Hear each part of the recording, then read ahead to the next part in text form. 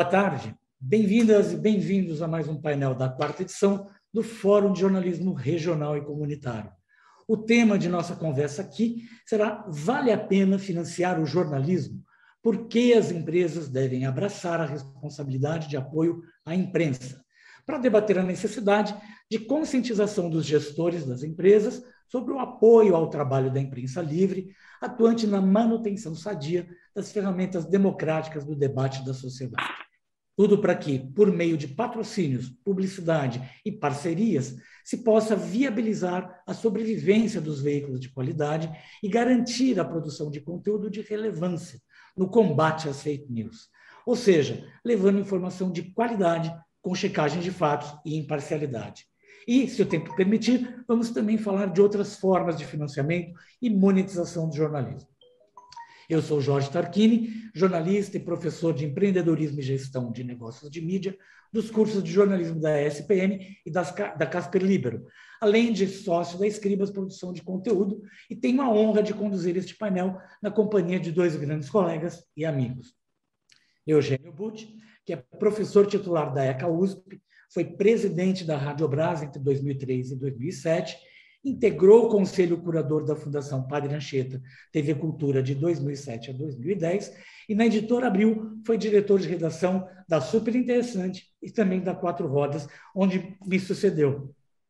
E Carlos Eduardo Lins da Silva, que é professor do INSPER, atuou na Folha de São Paulo, no Valor Econômico, como diretor adjunto de redação, foi correspondente em Washington, foi um dos ombudsman da Folha, e, enfim, nos dá a honra de estar aqui conosco. Então, para iniciar o nosso debate, passo a palavra, então, ao Eugênio e, na sequência, ao Carlos Eduardo.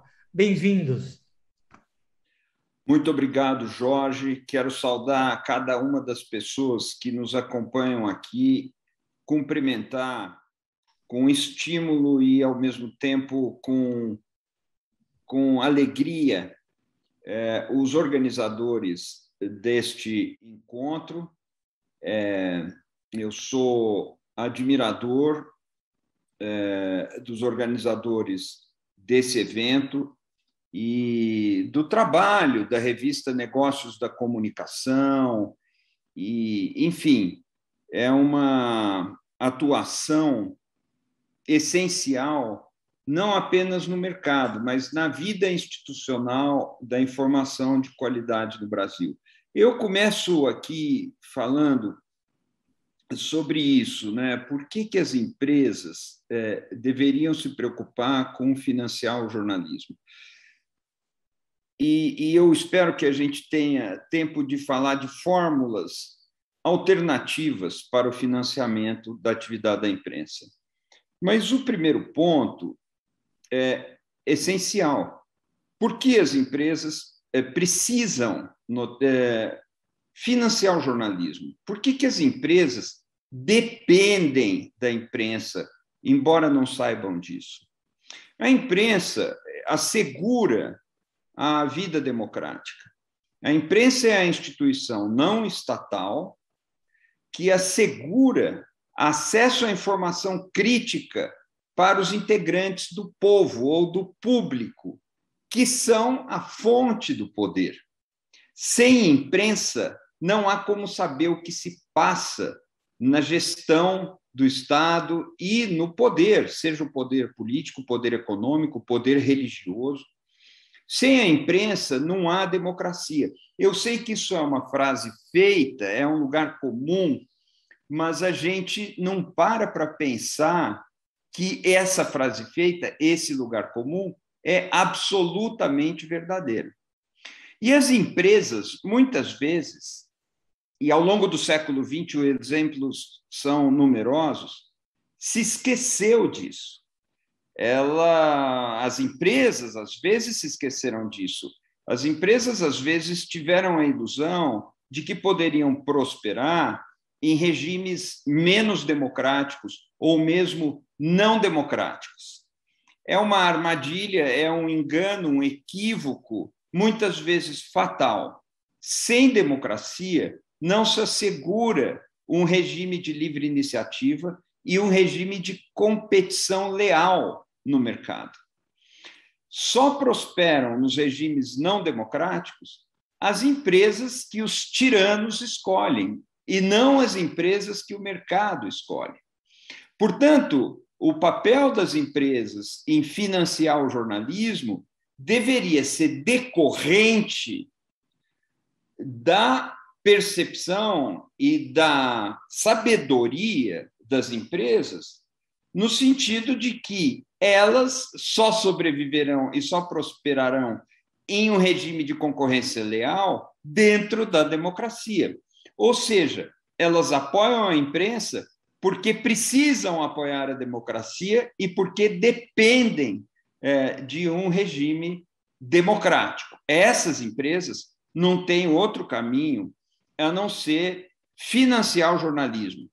Eu quero dizer que elas financiam o jornalismo e devem financiar o jornalismo, em primeiro lugar, porque dependem da democracia. E, em segundo lugar, por um interesse em conseguir uma exposição favorável para o seu público, ou seja, comprando espaços de veiculação publicitária, como é o normal.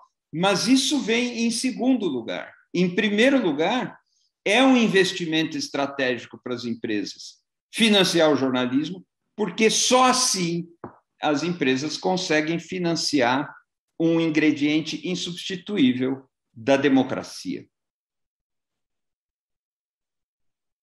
Obrigado, Eugênio. Muito bem, concordo plenamente. Carlos Eduardo, por gentileza.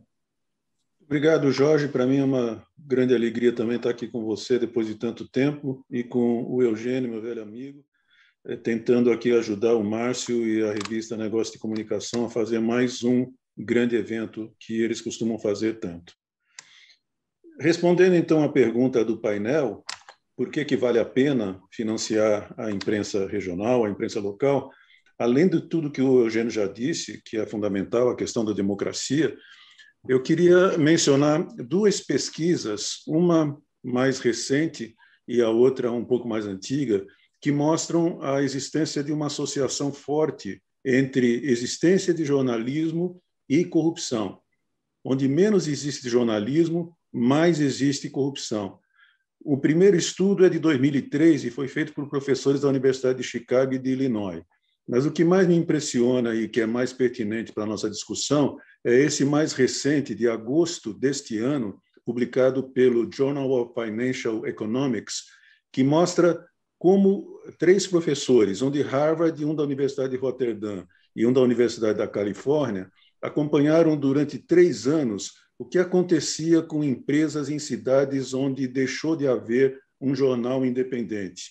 E o que se registrou, entre outros fatos, foi de que houve um aumento bastante grande de violações e de multas contra empresas que passaram a cometer mais faltas em termos de segurança no local de trabalho, de relações trabalhistas, de discriminação no emprego, de política de meio ambiente e outras violações. Porque os jornais locais, eles faziam uma espécie de monitoramento, apresentando denúncias, alegações, fazendo investigações que impediam que as empresas acabassem cometendo, ou por desejo, ou por falhas, muito provavelmente a maior parte das vezes por falhas, ou por iniciativa de funcionários inescrupulosos, cometendo crimes ou violações que, afinal, prejudicavam a sua reputação e até as suas finanças, porque aumentou muito o número e a quantidade e o valor de multas que elas tiveram que pagar nessas cidades que deixaram de ter jornalismo independente. Agora, como resolver o problema do financiamento do jornalismo quando está evidente, me parece, que o modelo tradicional não dá mais conta. O problema de anúncio, o esquema de anúncios que financiam os veículos jornalísticos. E eu vou mencionar rapidamente, para a gente poder discutir depois, 3 possibilidades. Uma, recentemente tomada pela revista Piauí, que é o Endowment, uma doação, no caso da revista Piauí, de 350 milhões de reais, de uma pessoa, no caso, o João Moreira Salles, que foi o fundador da revista, e que essa doação é colocada num instituto e a revista, o veículo, tem que viver dos juros, sem tocar no principal desse endowment. E isso é uma experiência que tem sido realizada desde 1936 pelo jornal The Guardian, na Inglaterra, com bastante sucesso. Essa é uma forma original e importante, interessante, eu acho, de você tentar resolver o problema do modelo de negócios do jornalismo que está em crise. Uma segunda possibilidade é a que a Universidade de Columbia, através da Columbia Journalism Review, recentemente lançou, chamada Iniciativa para o Jornalismo Local, e que prevê que o governo federal, o Estado, dê uma fração do seu orçamento anual, no caso 0,15% do orçamento federal, para os condados, no caso dos Estados Unidos, aqui no Brasil poderiam ser as cidades, para que os eleitores dessas cidades, desses condados, escolham jornais independentes, jornais sem fins lucrativos, que recebam esse dinheiro para poder produzir e publicar as suas matérias que fariam a diferença para a vida social, para a vida democrática e para a vida econômica desses locais. E a terceira possibilidade é uma que alguns países, como a Austrália, a França e o Canadá, já estão avançando, que é aprovar legislação que faça com que os grandes conglomerados das plataformas de mídias sociais, como Google, Facebook e Twitter, paguem pelo aquele conteúdo que eles já divulgam em suas plataformas, que é produzido pelo jornalismo independente e que dirijam essa soma, esses recursos, para o jornalismo local. No Brasil, alguma coisa parecida está sendo tentado nesse projeto de lei que é chamado de Projeto das Fake News, através do relatório que o deputado Orlando Silva apresentou no dia 1º, mas isso é alguma coisa bastante complicada, como se vê na própria experiência já de Austrália e de Canadá, e principalmente de Espanha, onde a reação dos grandes conglomerados da chamada Big Tech já fez com que recuos tivessem que ser aceitos pelos proponentes dessa legislação. Perfeito. Acho que as três possibilidades que o Carlos Eduardo apontou são bastante interessantes, mas antes da gente abordá-las, eu só queria fazer um comentário que muitas vezes a gente esquece qual foi o caminho que nos trouxe até onde a gente está. Eu tenho uma visão bastante clara de que o jornalismo, muito passivamente, a imprensa, muito passivamente, se encaixou sob o guarda-chuva do que a gente hoje chama de conteúdo. Isso fez com que o jornalismo acabasse sendo visto, inclusive pela opinião pública, como algo semelhante ao entretenimento, à publicidade, a uma série de outros conteúdos, né? O que desvalorizou um pouco a ideia de se investir no jornalismo como uma maneira de obter um certo retorno. Então, hoje, por exemplo, o resultado disso é que, entre investir em um conteúdo jornalístico bem feito, seja ele regional ou da grande imprensa, e investir num influenciador que tem 30 milhões de seguidores, a gente percebe que as empresas, obviamente, optam por patrocinar ou investir, né, em ações, em posts patrocinados, em coisas que os influenciadores colocam no ar, ao invés de suportar, de dar o seu suporte e investir na imprensa. Como o Carlos Eduardo colocou, o modelo, né, de financiamento pela publicidade vai ser muito difícil de nós retomarmos de uma certa maneira. Mas, olhando para o que o Eugênio colocou, né, de retomar e de valorizar isso em nome e em prol da democracia, acho que temos que, de alguma maneira, oferecer de volta para essas empresas essa diferenciação de que, na verdade, ao investir na imprensa, ao suportar o trabalho da imprensa, você efetivamente está garantindo a sobrevivência do seu próprio negócio, como o Eugênio colocou. E aí, as três maneiras que o Carlos colocou, elas são bastante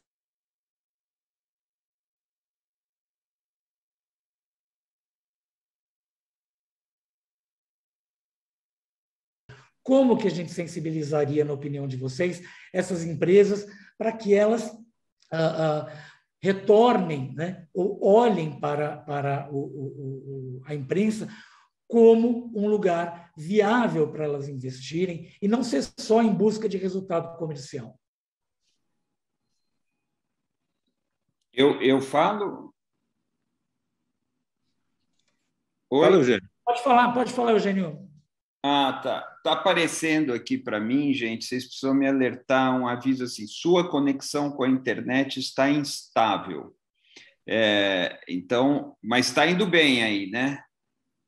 Ótimo. Olha, o Carlos trouxe várias sugestões e eu queria acrescentar algumas coisas, mas, Jorge, eu queria pedir para você e para o Carlos Eduardo me interromperem se eu me desviar ou se, enfim, eu começar a tratar de coisas que não devem ser tratadas agora. Mas nós temos um problema de cultura política e jurídica no Brasil que dificulta muito a compreensão do papel fiscalizador da imprensa. O Jorge dá um exemplo da pessoa que prefere investir num chamado influenciador, porque quantitativamente vai alcançar mais pessoas, coisas assim. Mas, se não houver essa clareza, nós corremos o risco de pôr tudo a perder. O problema cultural é muito grave. É mais ou menos aquela parcela de agricultores que não entende que, se o desmatamento prossegue como anda hoje, eles estão matando o próprio negócio deles. Eles estão matando a natureza de cuja exploração eles vivem. E eu tenho, muitas vezes, muitas dúvidas sobre a capacidade cultural de percebermos no Brasil o valor da democracia para a saúde dos negócios. O valor da democracia para a saúde dos negócios. No século XX, nós passamos por 2 ditaduras.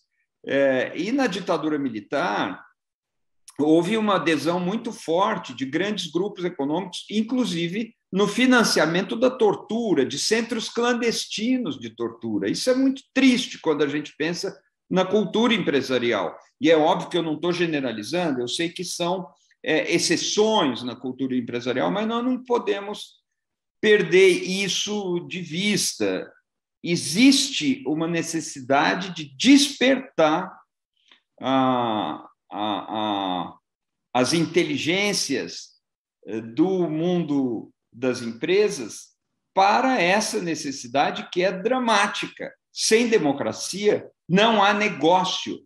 O ambiente dos negócios fica intoxicado, poluído, comprometido.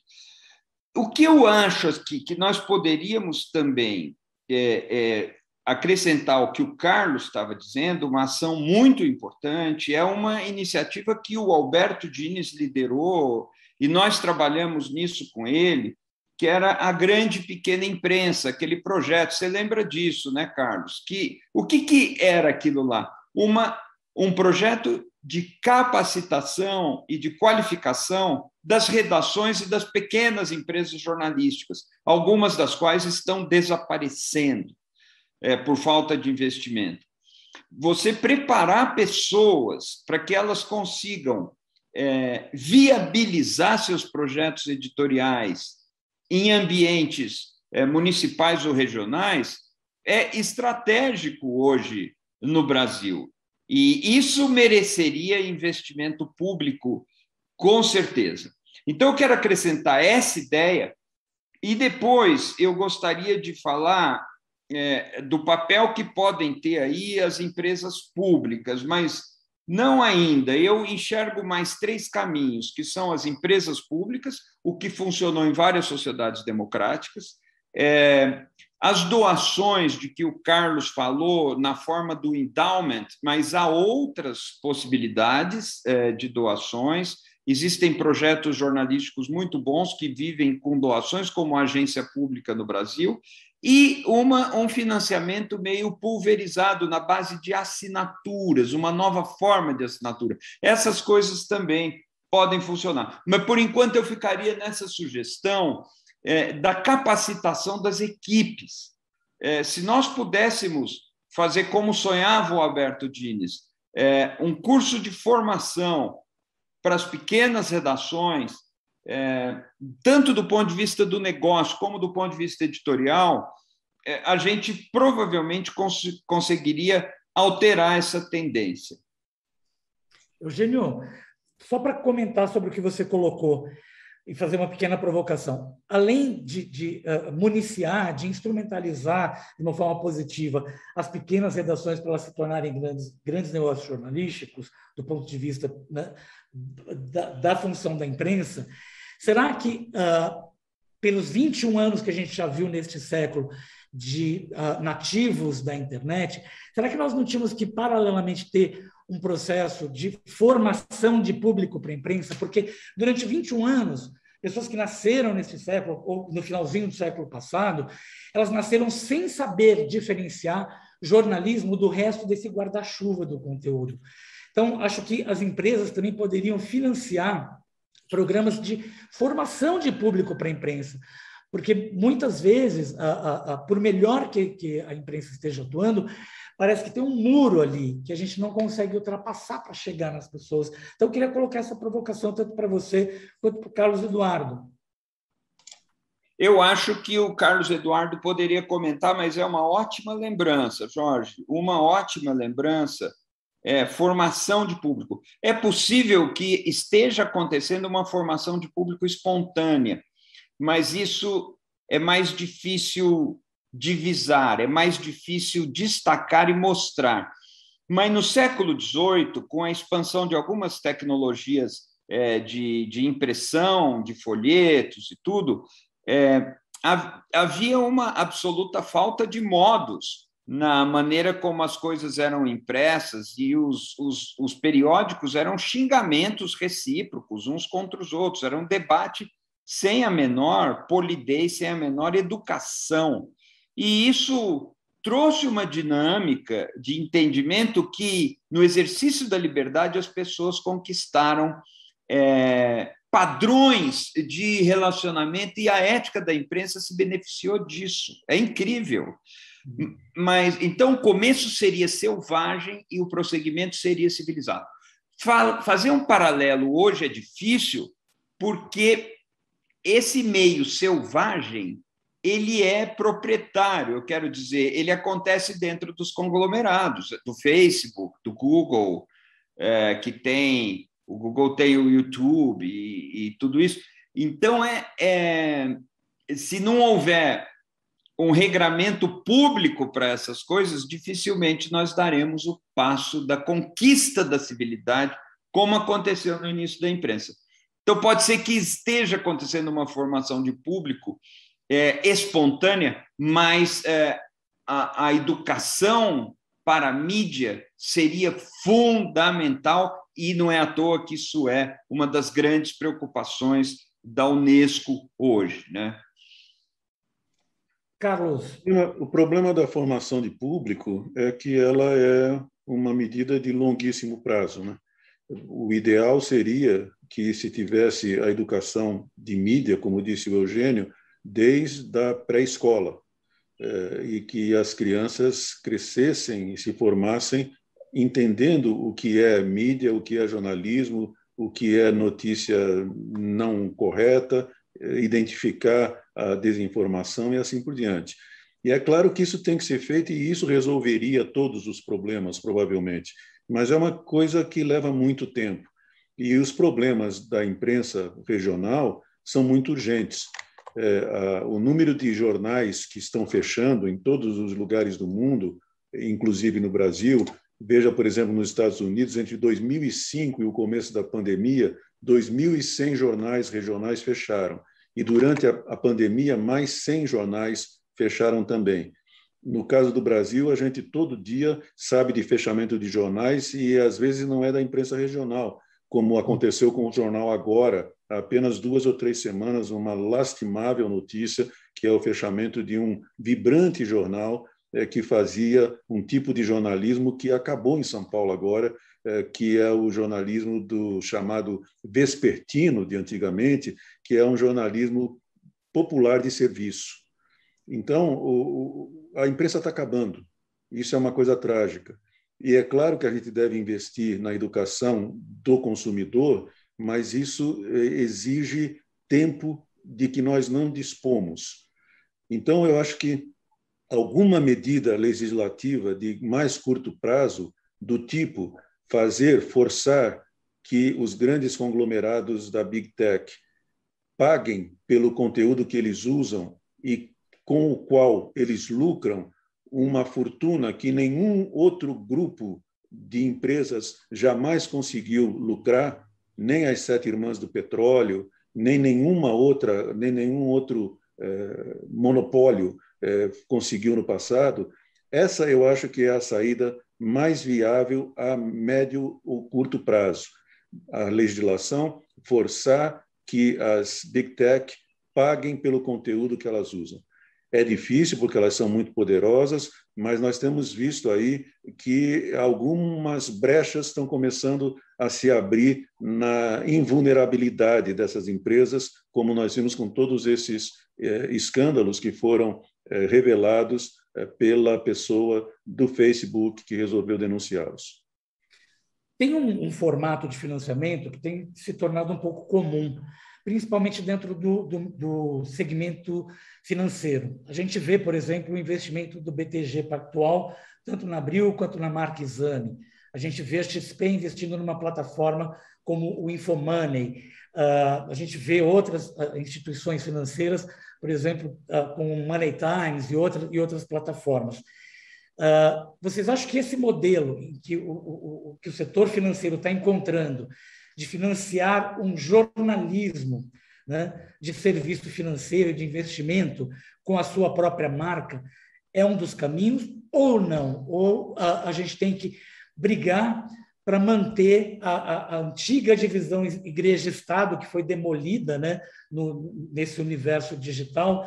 E o que a gente colocaria no lugar, então, para fazer uma certa separação?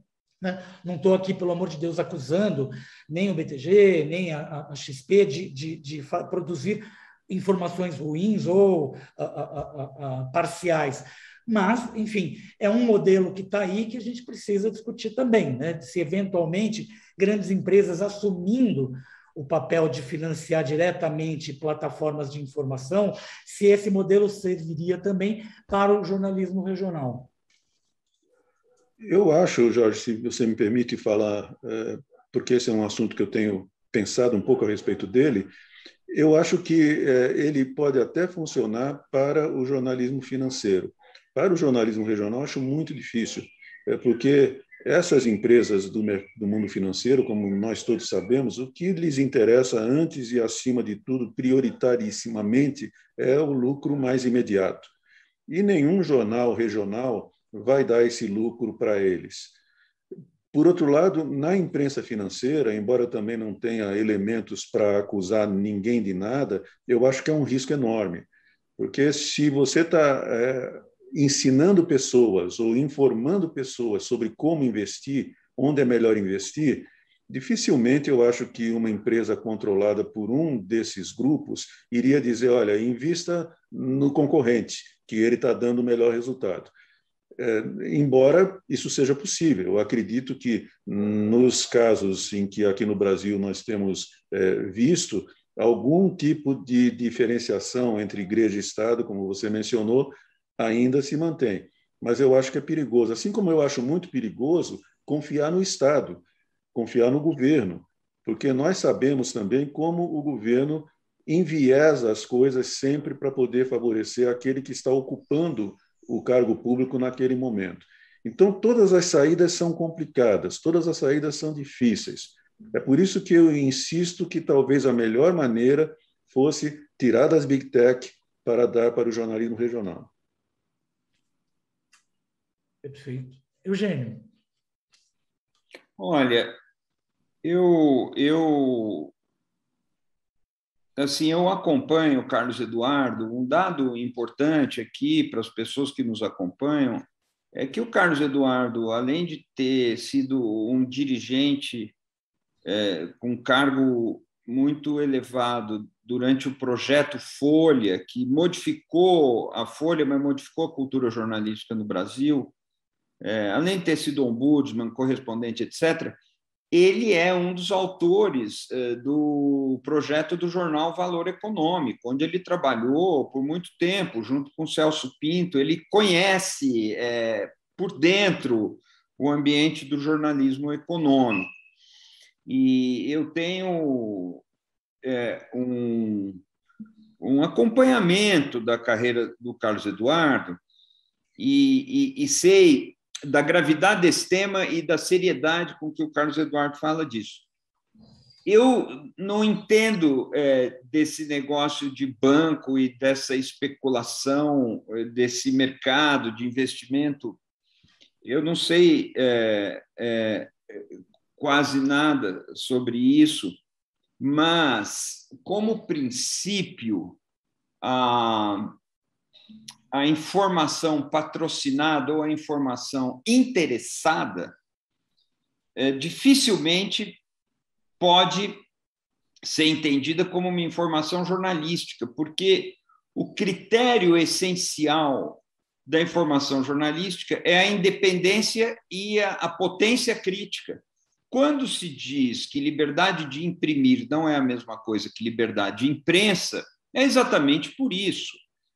Eu tenho liberdade de imprimir, eu imprimo qualquer coisa, mas a liberdade de imprensa vem junto com a liberdade de criticar o poder. Se é o poder econômico ou um grupo do poder econômico que é proprietária de um veículo ou de um órgão de imprensa, essa questão fica mais nebulosa, e isso é um problema.